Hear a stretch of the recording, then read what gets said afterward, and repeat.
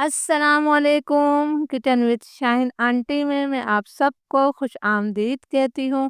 अगर आपके घर में कोई दाल सब्जी या गोश्त मौजूद नहीं है तो फिर आप बनाएं मेरे तरीके से बहुत ही मज़ेदार मसाले वाली रोटियां। इसके साथ हम एक बहुत ही स्पेशल चटनी बनाएंगे जिससे इन रोटियों का जायका कई गुना बढ़ जाएगा। ये मैंने 3 कप गेहूं का आटा लिया है। ये वही रेगुलर आटा है जिससे हम सबके घरों में रोटियां बनती है। अब हम इसके अंदर कुछ मसाले शामिल करेंगे। 1 चाय का चम्मच मैंने इसमें सफ़ेद ज़ीरा शामिल किया है।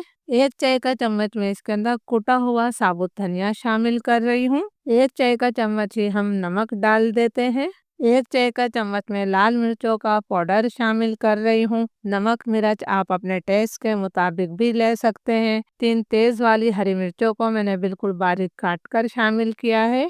5 6 मैंने लहसुन लिए थे और उनको बिल्कुल बारीक मैंने चॉप कर लिया है। ये ज़रूर डालिएगा, इससे बहुत ही मज़े का जायका आएगा आपकी रोटियों में। 2 खाने की चम्मच बराबर में इसके अंदर बारीक कटा हुआ हरा धनिया शामिल कर देती हूँ। 1 खाने का चम्मच हम घी शामिल कर देते हैं। आधा कप यानी कि 100 ग्राम में इसके अंदर दही शामिल कर रही हूँ। अब हमने तमाम चीज़ों को जो है अच्छी तरह से मिक्स कर लेना है। बहुत ही मज़े की ये रोटियां बनती हैं। तमाम चीज़ों को मैंने अच्छी तरह से मिक्स कर लिया है। अब हम इसके अंदर थोड़ा थोड़ा पानी डालते जाएंगे और जिस तरह हम रूटीन का आटा गूंथते हैं, जो ना ज़्यादा सख्त होता है और ना ही बहुत ज़्यादा नरम होता है, इस तरह का हमने आटा गूंथ लेना है।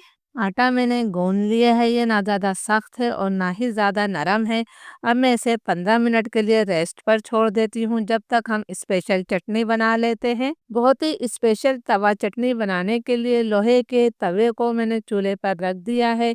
इसके अंदर हमने 2 खाने के चम्मच तेल शामिल कर दिया है। अब मैं इसके अंदर टमाटर डालूंगी। मैंने 3 दरमियाने साइज के टमाटर लिए हैं। एक टमाटर के मैंने 2 टुकड़े कर लिए हैं। बहुत ही मज़ेदार ये चटनी बनती है। इसका जायका बिल्कुल मुख्तलिफ होता है। तो आप लोग इस चटनी को एक दफ़ा मेरे कहने पर ज़रूर बनाइएगा। इंशाल्लाह आपने एक दफ़ा इस चटनी को बना लिया तो बार बार बनाना पसंद करेंगे। 5 मैंने मोटी वाली हरी मिर्चें डाल दी हैं। आप हरी मिर्चें अपने टेस्ट के मुताबिक भी ले सकते हैं। 10 12 मैंने इसके अंदर देसी लहसुन की कलियां शामिल कर दी हैं। फ्लेम मैंने लो टू मीडियम कर दिया है। अब हम इसे 2 3 मिनट के लिए ढक देते हैं। टमाटरों को पकते हुए 2 3 मिनट हो गए हैं। टमाटर हमारे थोड़े नरम हो गए हैं। अब हम इन तमाम टमाटरों की साइड को तब्दील कर देते हैं। तमाम टमाटरों की साइड मैंने तब्दील कर दी है। हरी मिर्चें और लहसुन भी हमारे थोड़े फ्राई हो गए हैं। फ्लेम अब मैं बिल्कुल लो कर दूंगी और लो फ्लेम पर हम इसे दोबारा ढककर 2 से 3 मिनट तक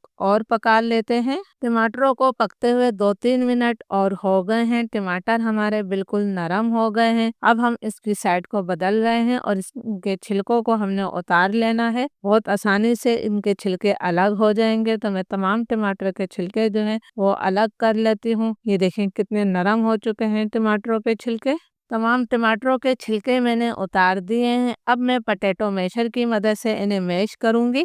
आप देख सकते हैं कि हरी मिर्चें और लहसुन भी हमारे बिल्कुल अच्छी तरह से पक चुके हैं। आप इसे किसी कटोरी की मदद से भी मैश कर सकते हैं, लेकिन आपने इन्हें ग्राइंडर जार में डालकर इनको पेस्ट नहीं बनाना है। आपने इसे तवे पर ही लो फ्लेम पर अच्छी तरह से मैश करना है। इस तरह लोहे के तवे का जो अपना जायका होता है, यानी जो इसका अंदर हल्का हल्का धुआं उठ रहा है, वो चटनी में शामिल हो जाता है और इसका जायका कई गुना बढ़ जाता है। जिस तरह हम मिट्टी के बर्तन में कोई चीज़ बनाते हैं तो उसका जायका बिल्कुल अलग होता है, इसी तरह लोहे के बर्तन में जब कोई चीज़ बनाई जाए तो उसका जायका भी बिल्कुल अलग होता है। आपने इसे मैश कर लेना है, लेकिन इसका बिल्कुल बारीक पेस्ट आपने नहीं बनाना है।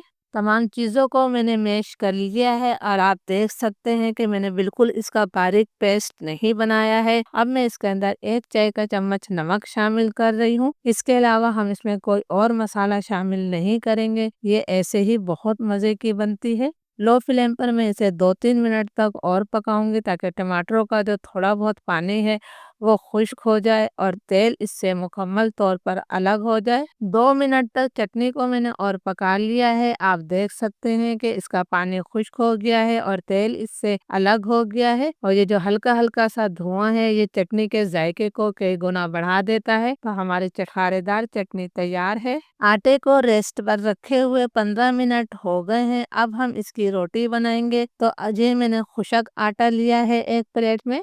आपने जितनी बड़ी रोटी बनानी है उतना बड़ा आटे का पोर्शन लेना है, और इसे हमने जो है पेड़े की शक्ल दे देनी है। इस तरह हाथों से दबाते हुए ये हमारा पेड़ा जो है ये तैयार हो गया है। बाकी आटे को हम ढककर जो है साइड पर रख देते हैं। अब हमने इस पे दोबारा खुशक आटा लगाना है, और जिस तरह एक नॉर्मल रोटी बनाते वक्त उसे हाथों से हम बढ़ाते हैं, इस तरह मैं थोड़ा सा इसको बढ़ा लेती हूँ। ये देखें, इस तरह हमने इसे बड़ा कर लिया है। किचन काउंटर पे भी मैं थोड़ा सा खुशक आटा शामिल कर रही हूँ, और अब हमने इसे बेल लेना है। इसे आपने बहुत ज्यादा पतला नहीं बेलना है, थोड़ा सा आपने इसे मोटा ही रखना है। रोटी को मैंने बेल लिया है, और आप देख सकते हैं कि इसे मैंने थोड़ा मोटा ही रखा है। तवा मैंने गरम करने के लिए रख दिया था। तो चलिए अब हम इसे तवे पर डाल देते हैं। मीडियम फ्लेम पर तवे को मैंने गरम कर लिया है। अब हमने इसके ऊपर जो है रोटी को डाल देना है। हम इसे एक तरफ से 15 से 20 सेकंड तक पकाएंगे। रोटी को एक तरफ से पकते हुए 10-15 सेकंड हो गए हैं। तो अब हम इसकी साइड को तब्दील कर रहे हैं। आप देख सकते हैं ये थोड़ी सी पक गई है। जिस तरह हम एक रूटीन के रोटी पराठा बनाते हैं उसी तरह हमने इसे पकाना है। अब मैं इसके ऊपर जो है थोड़ा सा घी लगाऊंगी। आपने घी लगाना है, तेल नहीं लगाना है। घी से बहुत ही अच्छा इसका जायका आता है। ये देखिए, मैंने इसके ऊपर थोड़ा सा घी लगा दिया है। अब हम फिर इसकी साइड को तब्दील कर रहे हैं, और थोड़ा घी हम इसके अंदर और साइडों पर भी डाल देते हैं। इस तरह से आपने चम्मच की मदद से घी डाल देना है। अब हम इसे हल्का हल्का सा दबाते हुए गोल्डन ब्राउन कलर आने तक पका लेते हैं। पराठे को मैंने हल्का हल्का सा दबाते हुए एक तरफ से पका लिया है। तो अब हम इसके ऊपर भी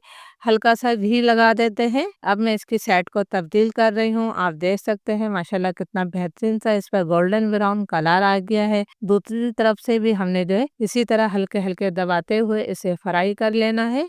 इसे मैंने दूसरी तरफ से भी हल्का हल्का दबाते हुए पका लिया है। हमारी बेहतरीन मसाले वाली रोटी या आप इसे पराठा के तैयार हो गया है। इस तरह मैं तमाम पराठे बना लेती हूँ। अल्हम्दुलिल्लाह हमारे चटखारेदार पराठे और चटनी भी तैयार है। आप इन पराठों को ऐसे ही चाय के साथ भी खा सकते हैं, दही और अचार के साथ भी ये मज़े के लगते हैं। तो ज़रूर इस रेसिपी को ट्राई कीजिएगा और मुझे कमेंट्स करके ज़रूर बताइएगा। इजाज़त दीजिए, अल्लाह हाफिज़।